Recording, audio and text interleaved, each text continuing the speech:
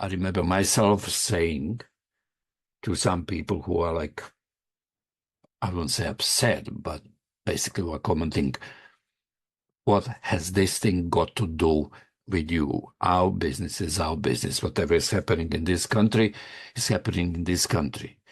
You need to worry about whatever is happening in your countries elsewhere. And I would give this kind of parallel. I said I was there in the former Yugoslavia when a country was breaking apart, when we had this terrible war in the early 90s of the last century.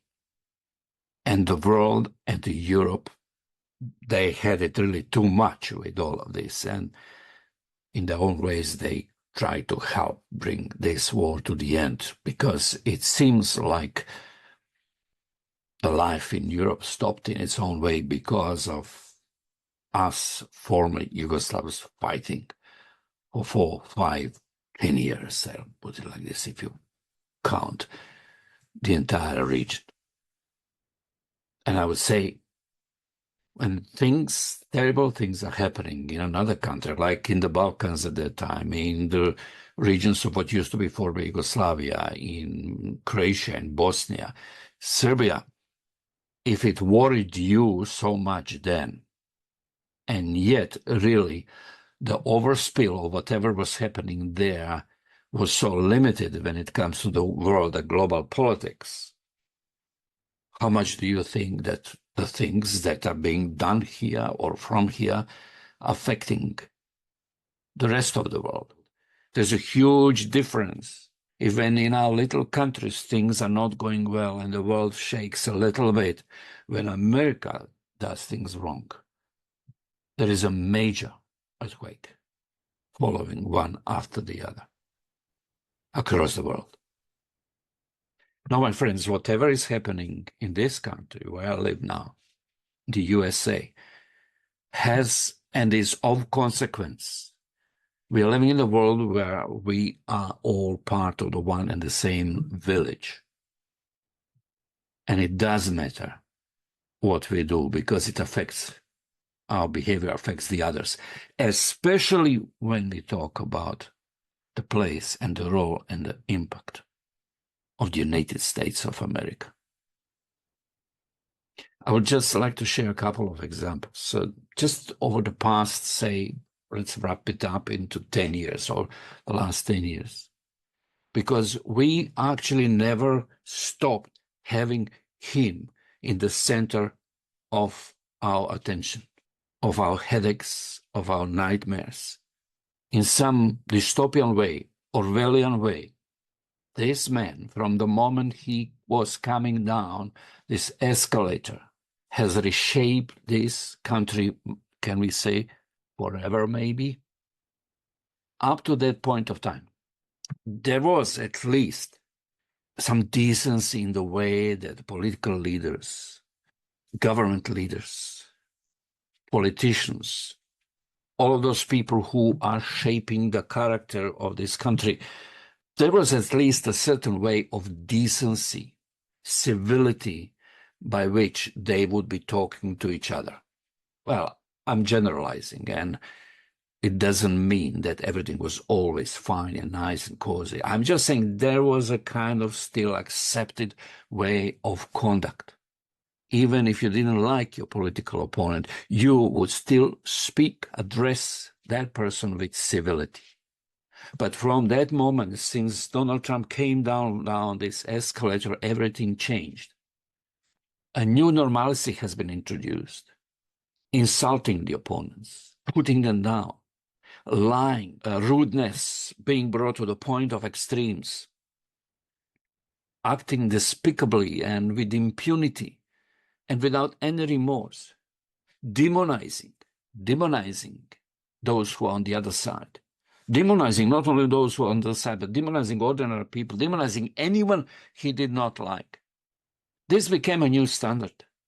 And we think that this is just a freedom of speech, that it doesn't change the outlook, social, mental, spiritual outlook of a nation. Then we are being fooled, because using the hate speech, using the language of threats, using the language of demonization, dehumanization, became a new acceptable standard. The language of lying, lying, lying all the time became a new acceptable standard, which has loosened not only him, but started creating a new generation of leaders and politicians who would start acting likewise. And it's not surprising that today, not only Donald Trump, but a number of other leaders are actually talking nonsense all of the time and think that this is all right. You may ask the question, what does this have to do with the international community? It has. It has. So often I can hear this kind of arguments, that whatever bad is happening in Europe and the rest of the world, this is impacting America, and we don't want this here. No, my friends, over the last 10 years, whatever garbage is happening here is impacting, overflowing like waves and tsunamis into the rest of the world. You have, let me call it like this, you have tons of little Trumps across the world who are waiting for their moment. But you see the same pattern happening.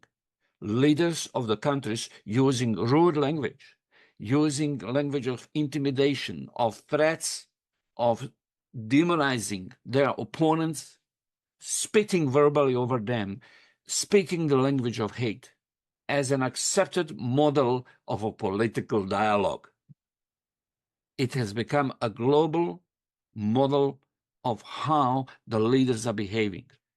We can talk about Israel and Netanyahu and the way he speaks, and then we can go to a number of little banana countries and we can find all of those characters. Little Trumps, little Putins, little Netanyahus, to speak figuratively, acting the same way. Just one illustration, that something that's happening in a little country of Croatia now.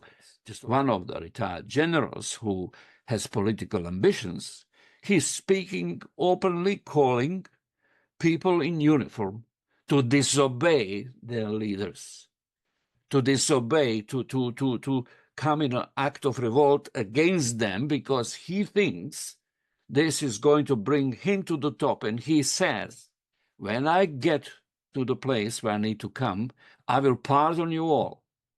A familiar language. You know someone else who is using the same language?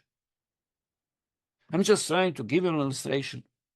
I'm just trying to give you an illustration that whatever is happening here and has been happening for the last 10 years, we have been having copycats across the world.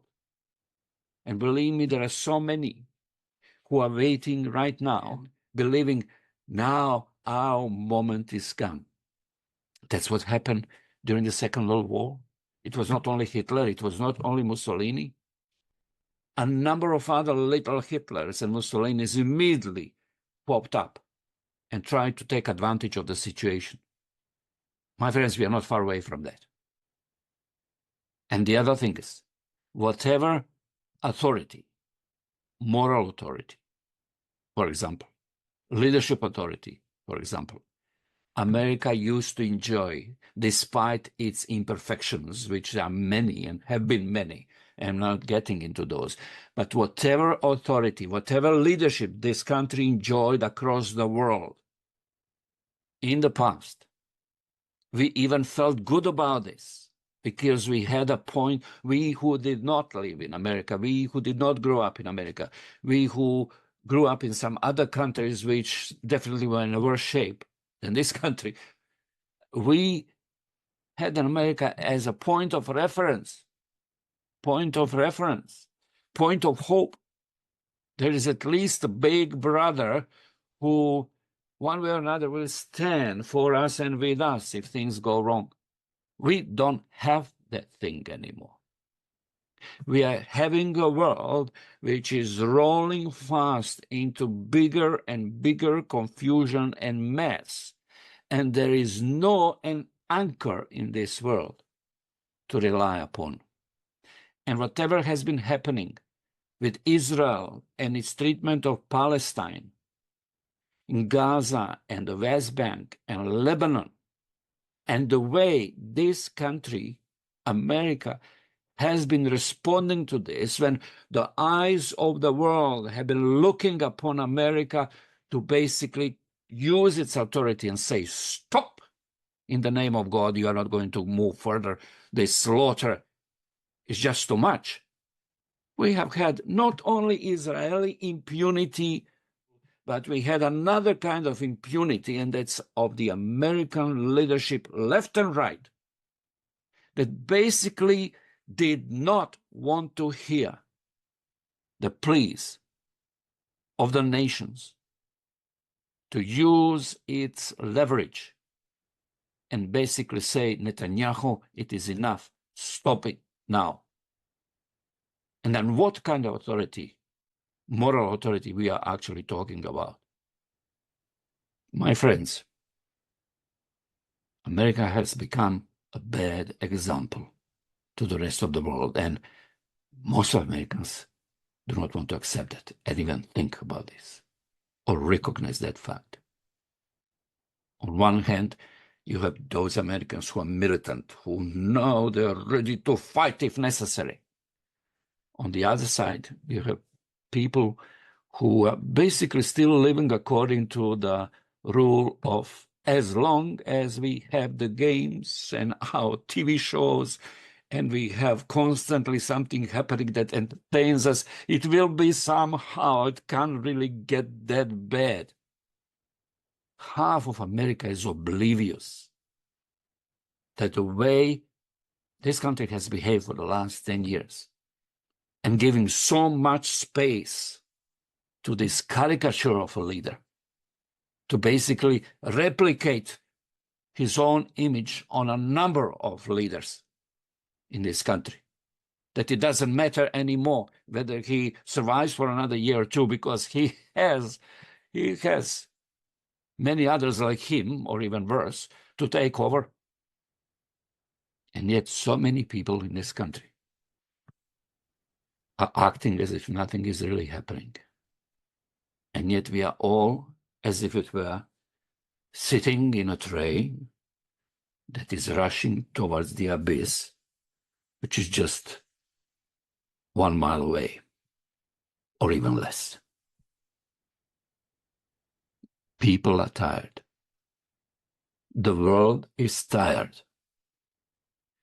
You can hear it in the expressions of millions of ordinary people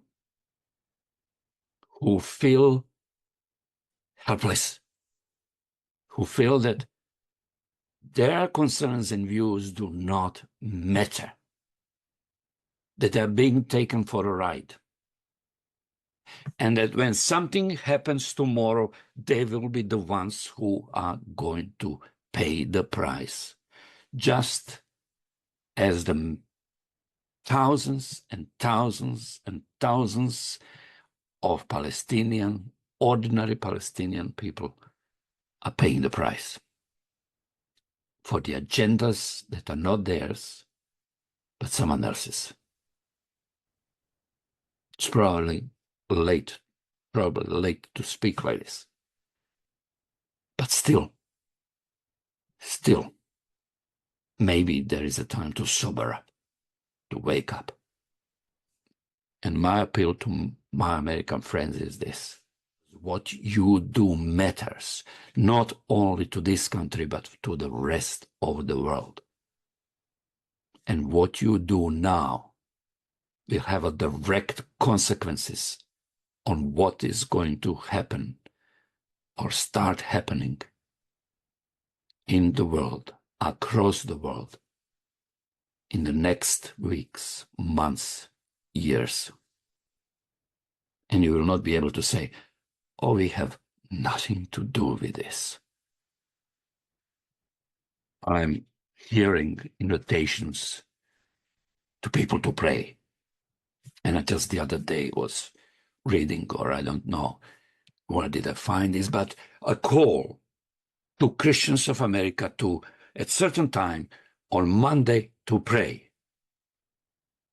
This is a very noble invitation. And we should be praying, not only on Monday. We should be praying every minute right now. But the question is, how are we going to pray, and what for are we going to pray? Because those people who issued this invitation for prayer on Monday, I'm afraid, are people who are coming forward with the very agenda that is going to destroy this country and create an additional mess in the world. Because they have turned the reality of what is happening here completely upside down. You can't expect that God is going to answer your prayer if you have an agenda to control this country, spiritually, politically, ethnically, racially. You can't expect to have the Lord answering your prayer, because he will not hear these kind of prayers. Unless you come and I come and we come before the Lord and we say, Lord, we have sinned. We have all turned this country upside down. We don't care about the people anymore. We don't care certainly about those who are the most abused in this country. We don't care for people who are unfortunate. We just care about our selfish interests. Forgive us, Lord, and help us, get us out of this mess, but get us out in your way and applying your means of righteousness and justice and mercy, not ours, not our concepts of how you, Lord, need to act. Tragically enough, so many have taken ownership of God. They believe that they are dictating, they are claiming, they are binding, they are creating the reality with their prayers and visions and trances. But this is not a God of heaven who is listening to those kind of prayers. Maybe this nation has a chance if we will come before the Lord honestly and also giving a space to a possibility that we have been completely wrong with our anticipations, with our projections, with the ways how we have turned Christianity in this country upside down completely and have turned Jesus into kind of militant, Trump-supporting Messiah. I'm sorry, my friends, that I had to speak like this. But if you're upset, and some others, believe me, most of the people in the world are upset right now and are worried what is going to happen next week. And even more so, what is going to happen in the weeks after that and months after that and maybe years after that. Not only what is going to happen to American society and Americans, but what is going to happen to them as a direct consequence of this circus here. May the Lord bless us all, help us all, and create in us hearts that truly seek him in righteousness, but not out of our selfish concerns and our impunity.